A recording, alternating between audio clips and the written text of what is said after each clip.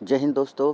Data and computer networks के इस दूसरे वीडियो में आज हम लोग जो है डेटा कम्युनिकेशन की बात करेंगे। सबसे पहले हम लोग यहाँ देख रहे हैं इंट्रोडक्शन। तो इंट्रोडक्शन में हम देखेंगे तो डेटा का कम्युनिकेशन होता है वो सेंडर और रिसीवर और जो मैसेज होता है ये जो है मशीनों के बीच से होता है। कम्युनिकेशन हमेशा मशीनों के बीच होता है, बाकी जो होता है वो हमारा चैट होता है या आपका कन्वर्सेशन होता है। Data communication is the exchange of data and between two devices via the transmission media and the using rule called protocol. It is the backbone of the computer networks and the modern communication system. In this diagram, we say the sender, message, transmission media and the receiver. Diagram में हम लोग देख पा रहे हैं कि जो एक कंप्यूटर है जो मैसेज सेंड करना चाहता है और दूसरे साइड में रिसीवर जो है वो रिसीव करने के लिए तैयार है। बीच में जो है आपका मैसेज ट्रांसमिशन मीडिया से होके गुजर रहा है, जिसमें हम लोग देखेंगे कि आपके मैसेज जो होता है उस कम्युनिकेशन के दौरान बहुत सारे प्रोटोकॉल को फॉलो करता है, जिसे हम ट्रांसमिशन मीडियम कहते हैं, जहाँ पर प्रत्येक ट्रांसमिशन मीडियम पर कोई ना कोई प्रोटोकॉल यूज होता है। प्रोटोकॉल के बारे में बोलें तो हमें पता है rule and regulation to follow for the communication. Next जो हमारा है एलिमेंट ऑफ डेटा कम्युनिकेशन। जो डेटा कम्युनिकेशन होता है उसमें हमारे 5 चीज़ें होती हैं, 5 एलिमेंट होते हैं जो सबसे महत्वपूर्ण है, और उनमें सबसे पहला जो एलिमेंट होता है वो आपका मैसेज। मैसेज वह इन्फॉर्मेशन है जो हमें कम्युनिकेटेड करनी है, जो हमें भेजनी है, वह मैसेज कहलाता है। सेंडर वह डिवाइस होता है जो डेटा को सेंड करता है, device that send the data. And receiver जो होता है वह एंड होता है या डिवाइस होता है जो डेटा को रिसीव करता है। और ट्रांसमिशन मीडिया की हम बात करें तो जो चैनल है और जो पाथ होता है जो कि वायर्ड और वायरलेस हो सकता है या गाइडेड या अनगाइडेड हो सकता है, उसे हम ट्रांसमिशन मीडिया बोलते हैं।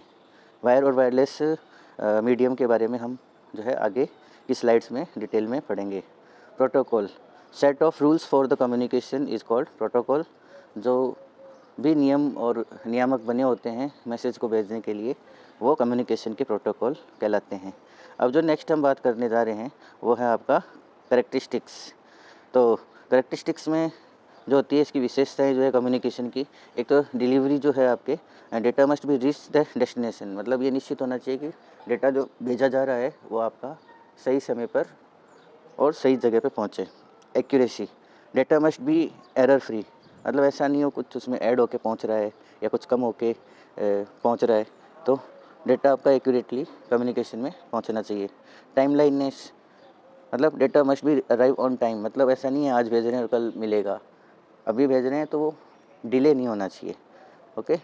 दूसरा है आपका jitter, the variation in packet delay, मतलब एक पैकेट और दूसरे पैकेट के ट्रांसमिशन के बीच में जो गैप जो होता है या टाइम जो होता है अगर वो बढ़ जाता है तो उसको हम जिटर बोलते हैं।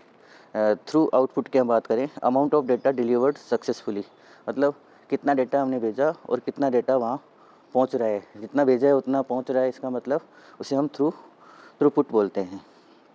इसके बाद जो नेक्स्ट हमारा पॉइंट है 4, उसके हम बात करेंगे डेटा कम्युनिकेशन के मोड हम बात करेंगे। डेटा कम्युनिकेशन के जो मोड होते हैं वो आप देख रहे हैं यहाँ पे सिंप्लेक्स होता है, हाफ डुप्लेक्स होता है और फुल डुप्लेक्स होता है। यहाँ पे जो सिंप्लेक्स होता है वो आपका वन वे कम्युनिकेशन होता है। वन वे कम्युनिकेशन में आपके जैसे रेडियो हो गया, जैसे आपका टीवी ब्रॉडकास्टिंग हो गई, ठीक है ना, इसमें सिग्नल एट ए टाइम एक ही तरफ जाते हैं, मतलब इसमें एक तरफ ही सिग्नल भेजे जा सकते हैं, दूसरे साइड वाला जो रिसीवर एंड है वो कभी भी सिग्नल नहीं भेज सकता।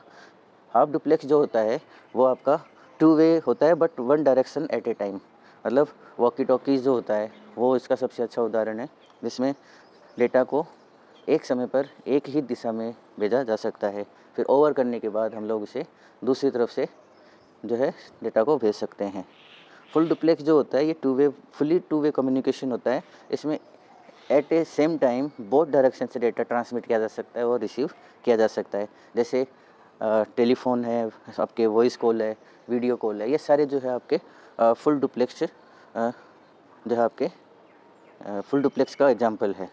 यहाँ पर डेटा कम्युनिकेशन के मोड हमने देखे, सिंप्लेक्स जिसमें टीवी ब्रॉडकास्टिंग आएगी, और डुप्लेक्स जिसके अंदर आपके वॉकी टॉकी आएगी, और फुल डुप्लेक्स जिसमें 2 वे कम्युनिकेशन होता है, टेलीफोन और वीडियो कॉल ये सब हम इसमें शामिल करते हैं।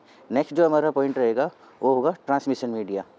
ट्रांसमिशन मीडिया जो है 2 प्रकार का होता है, गाइडेड जिसको हम वायर्ड बोलते हैं, जिसमें सारे वायर केबल्स वगैरह आती हैं, और एक होता है अनगाइडेड वायरलेस, जिसको हम वायरलेस कम्युनिकेशन या वायरलेस मीडिया भी बोलते हैं। तो गाइडेड और वायर्ड की बात करेंगे तो गाइडेड के अंदर जो होता है पहला ट्विस्टेड पेयर केबल होता है। Twisted pair cable, coaxial cable, optical fibre cable, ये सारी केबल है और इन सभी के बारे में नेक्स्ट स्लाइड में हम डिटेल में पढ़ेंगे। अनगाइडेड या जिसे हम वायरलेस भी बोलते हैं, इसके अंदर सारे वेव कम्युनिकेशन होता है, जिसमें रेडियो वेव का इस्तेमाल होता है। जितना भी कम्युनिकेशन वायरलेस होता है उनमें कोई ना कोई वेव काम मिल जाती है, जैसे radio wave, microwave, infrared wave और सैटेलाइट लिंक्स वगैरह भी इसी के अंदर आते हैं। तो इन्हें इस स्लाइड को हम आगे की स्लाइड में या नेक्स्ट वीडियो में डिटेल करेंगे। अब जो बात करते हैं डेटा कम्युनिकेशन में जो डेटा होता है किस फॉर्म में ट्रैवल करता है।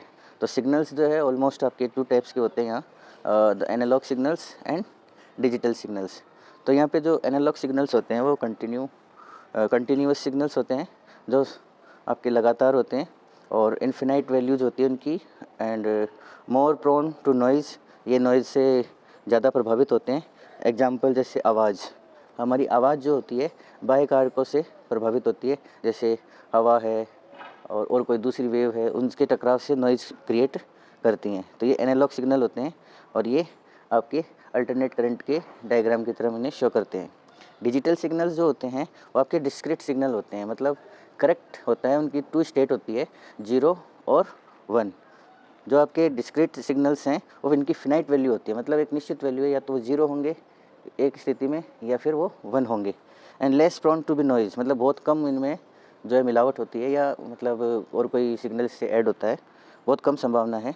एग्जांपल जैसे कंप्यूटर का डेटा, कंप्यूटर को हम इनपुट दे रहे हैं, आउटपुट दे रहे हैं, तो उसके अंदर जब अगर हम कुछ गलत इनपुट देंगे तो ही गलत आउटपुट आएगा, अदरवाइज़ आपका एक्यूरेट जो है आएगा। तो जो सिग्नल्स होते हैं वो डिवाइसेस पे एनालॉग वेव के फॉर्म में और डिजिटल वेव के फॉर्म में हो सकते हैं। तो ये सिग्नल्स जो हैं आपने देखे, इनके बारे में भी आगे की वीडियो में हम लोग और डिटेल करेंगे।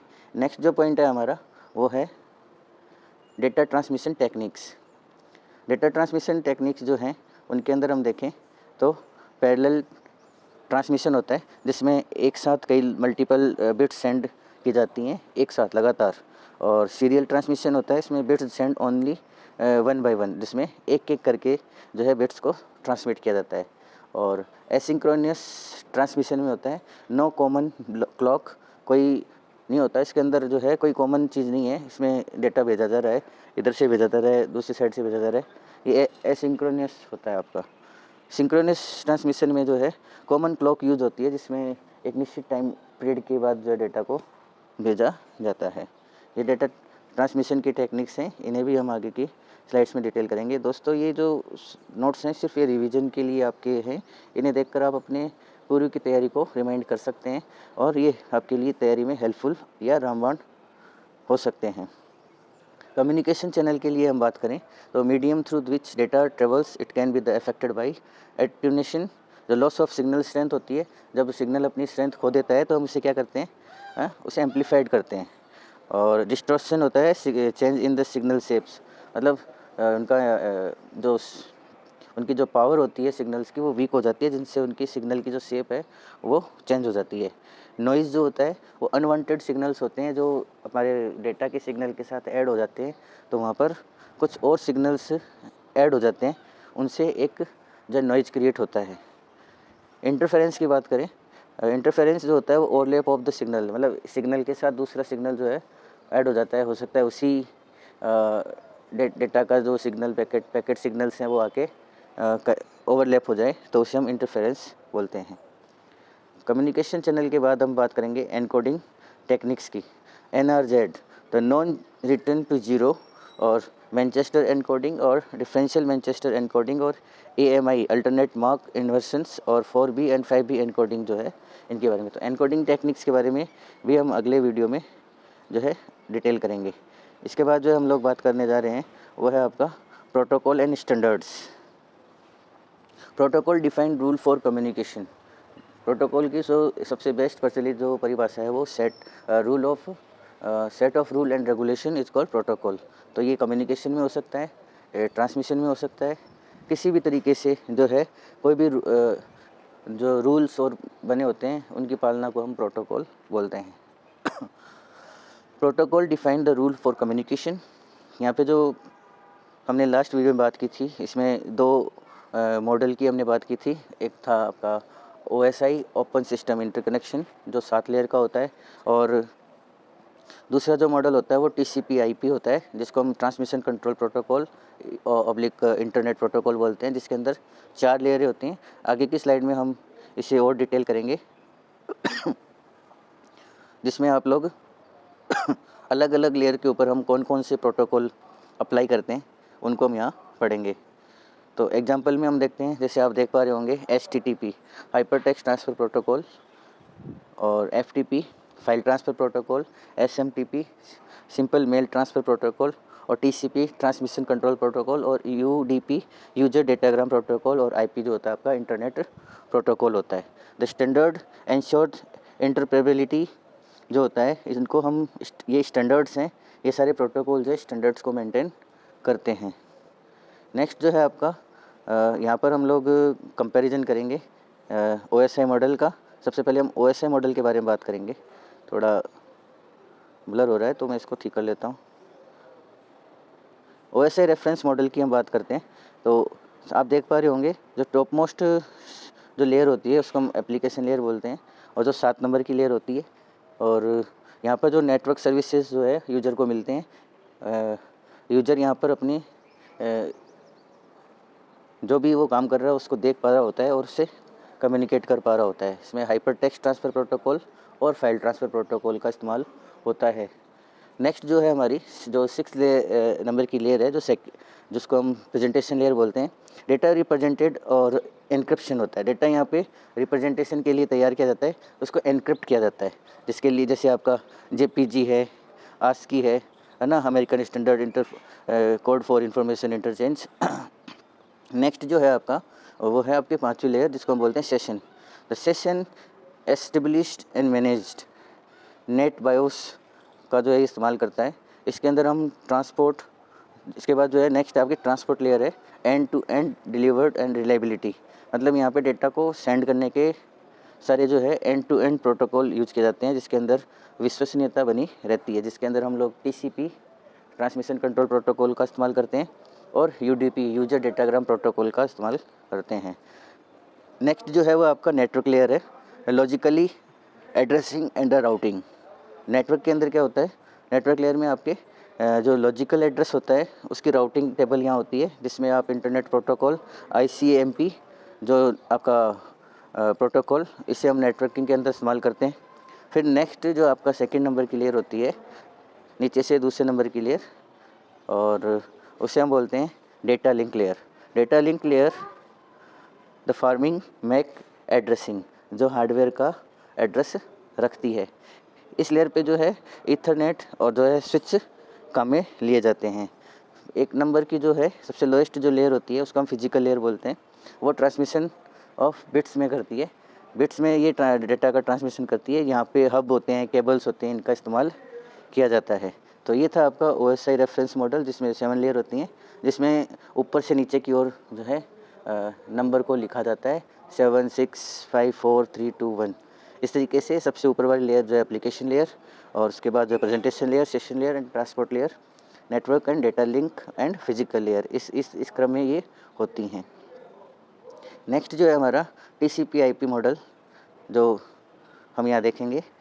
TCP/IP जो है वो मॉडल 4 लेयर मॉडल है, जिसके अंदर आपके ट्रांसमिशन कंट्रोल प्रोटोकॉल और इंटरनेट प्रोटोकॉल को मिलाकर ये जो है आपका 4 लेयर मॉडल बनाया गया है। इसके अंदर सबसे पहली जो लेयर होती है वो एप्लीकेशन लेयर होती है।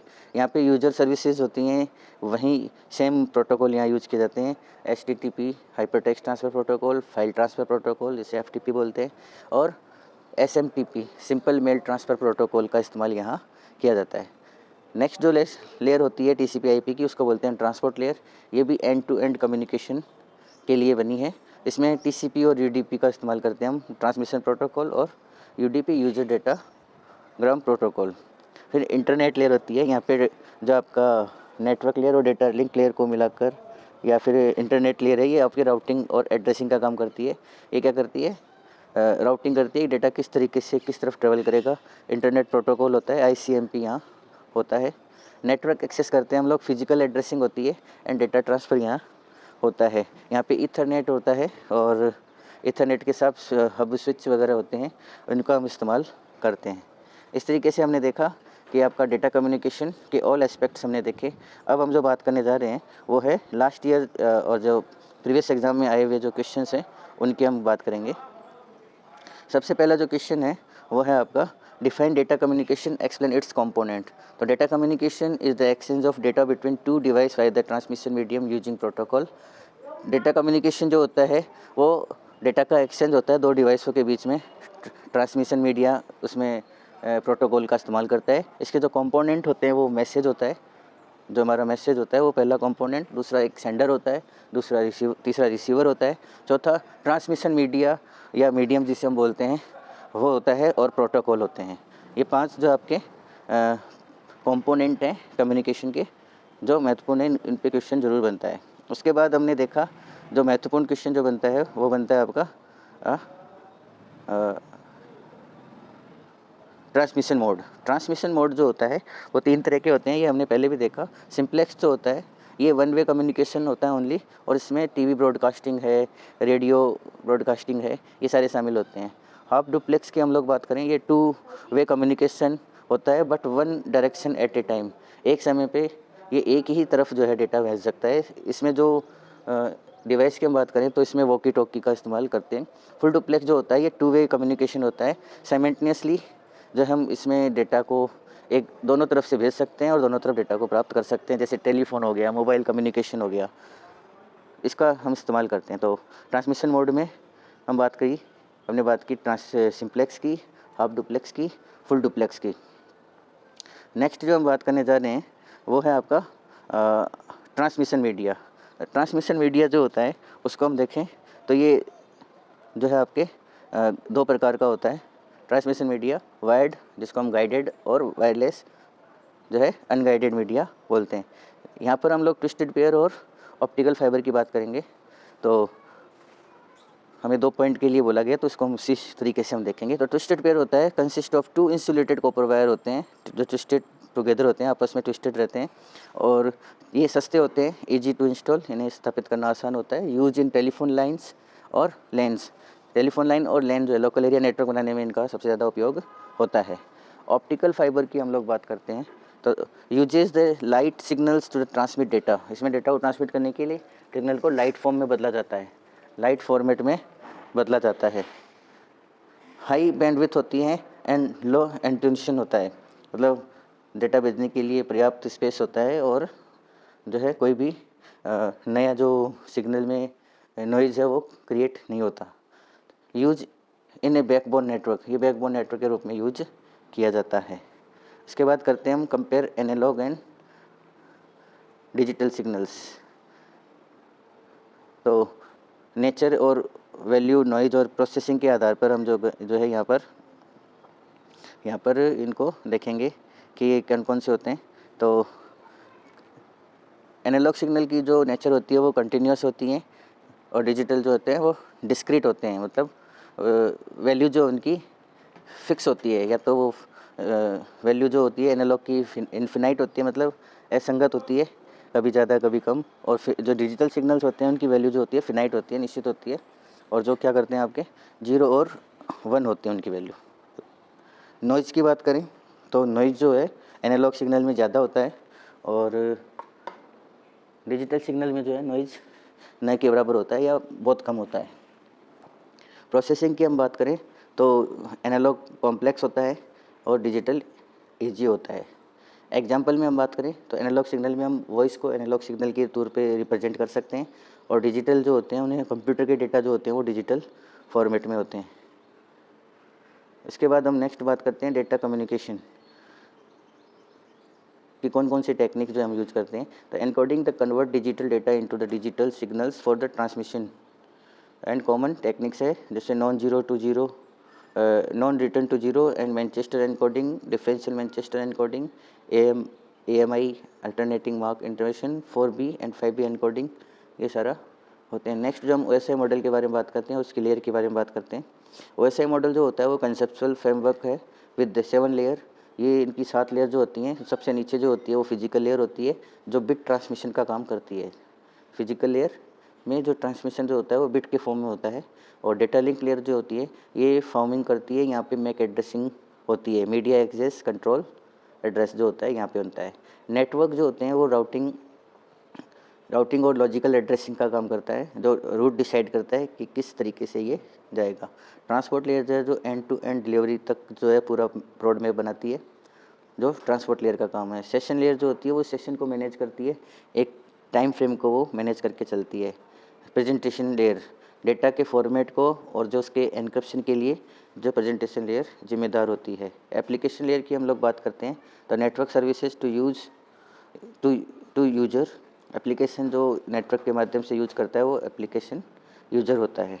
इसके बाद हम लोग बात करते हैं what is the purpose and the transport layer in OSI model. तो क्या उद्देश्य होता है ट्रांसपोर्ट लेयर का OSI मॉडल में? Provide end to end communication, ये आपको एंड टू एंड कम्युनिकेशन उपलब्ध करवाता है। Ensure data reliability using the segmentation and flow control and uses the protocol like the TCP and reliable UDP faster. तो TCP और जो है UDP इन दोनों का जो है प्रोटोकॉल का इस्तेमाल करता है। इसमें जो TCP होता है वो रिलायबल होता है और UDP जो होता है आपका क्या फास्टर होता है।